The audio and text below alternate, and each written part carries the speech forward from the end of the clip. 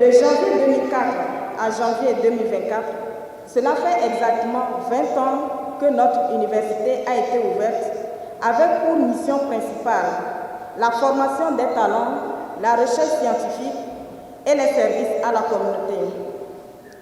Si nous nous retrouvons en ce jour qui marque le lancement officiel des activités, c'est grâce à la volonté politique du Père de la Nation et au courage et à la détermination de ces femmes et hommes qui se sont donnés pionniers alors même que des interrogations se posaient quant au réel avenir de cette université naissante. C'est pourquoi, du plus profond du cœur, nous leur rendons un vibrant hommage aujourd'hui. Comme le dit D. Estrich, on reconnaît toujours les pionniers. Ce sont eux qui gisent face contre terre, loin devant vous, avec une flèche plantée dans le dos pour que les rêves prennent forme.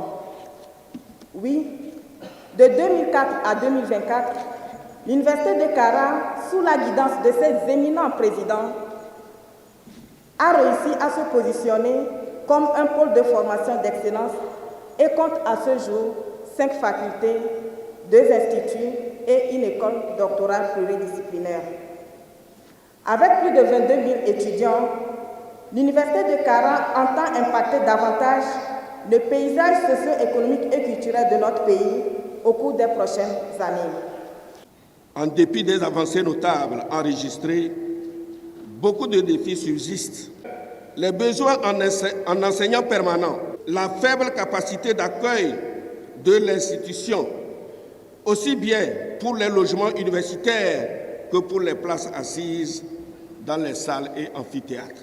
Une diminution progressive de l'effectif de nos étudiants de 23 905 en 2018-2019, cet effectif est aujourd'hui d'environ 20 000 étudiants. Cette situation nous interpelle tous.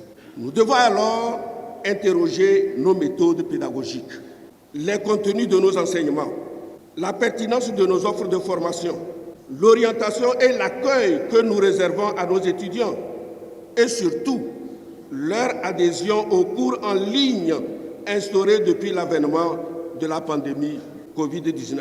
Le président de la République, ayant fait un diagnostic approfondi des besoins de notre pays, s'est rendu compte que nous formons souvent dans les domaines qui ne sont pas les plus porteurs.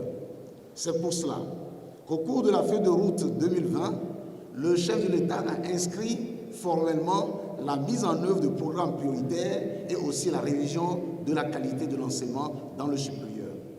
Ces réformes ont conduit à l'instauration de ce que nous appelons désormais les métiers prioritaires d'avenir et les métiers prioritaires actuels.